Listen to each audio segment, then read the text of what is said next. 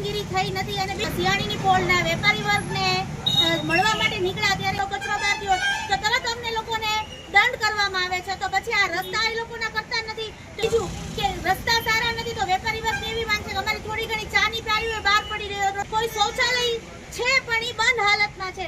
તો આજે લેડીઝ હોય કે જેન્ટ્સ હોય એ લોકોને કેમ કોઈ જવાબ નથી દેતા. અને બીજી વસ્તુ કે આ જાહેરમાં પણ એની કોઈ જવાબદાર વ્યક્તિ કોઈ જવાબદારી લેતું નથી. તો મારી કમિશનરશ્રીને એક જ રજૂઆત છે, આ શૌચાલયની લોકો માંગ કરે છે કે સાફ કરો, નવું કરો.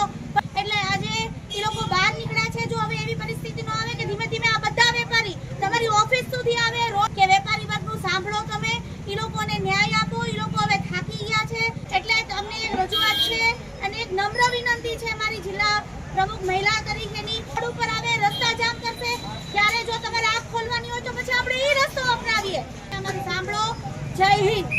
ખાસ કરીને વેપારીઓ કે તમે આ અમારી આ વેપારી વર્ગ બધી હું તમને રજૂઆત કરું છું તો તમે ઓછા 50 થી 60 વેપારી હવે 3 પાના ભરેલા છે પાસે તમે સહયોગ કરાવી અને આજે આ જે વેપારી વર્ગ છે એને અમારે સપોર્ટ માટે થઈને એમની રજૂઆત લઈને અમારે કલેક્ટર શ્રી, કમિશનર શ્રી પાસે અને આરએમબી માટે આરએમબી વિભાગમાં રસ્તા માટે થઈને કે જે લોકોએ અમારા સપોર્ટમાં એટલે અમને કીધું કે બેન અમે હવે થાકી ગયા છીએ. તો એવું ગોઠવાણને એવું હતું કે ભાઈ સુવિધા મળશે ને અત્યારે મહાનગરપાલિકામાં ભર્યા પછી આ ધોળીપુરમાં ખાલી માત્ર નાના વેપારીઓને હટાવીને હેરિટેજ બનાવવાની વાત કરે છે, પરંતુ સુવિધાના નામે એકદમ ઝીરો છે.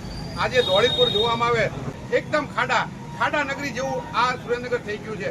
આ હેરિટેજ સિટી હોવું જોઈએ. અત્યારે સિયાણીકોટથી ધોળીપુર સુધીનો રસ્તો જોવામાં આવે તો એકદમ બિસ્માર હાલત છે. છતાં પણ અહીંયા આ રસ્તા માટે તેને કોઈ કાર્યવાહી કરવામાં આવેલ નથી કે રસ્તો મંજૂર થઈ ગયો છે. આજે સવારથી સાંજ 2 ટાઈમ અહીંથી ધારાસભ્ય શ્રી જગદીશભાઈ નીકળે છે અને તમામ ખાડામાંથી ઉછળતા રોજ જાય.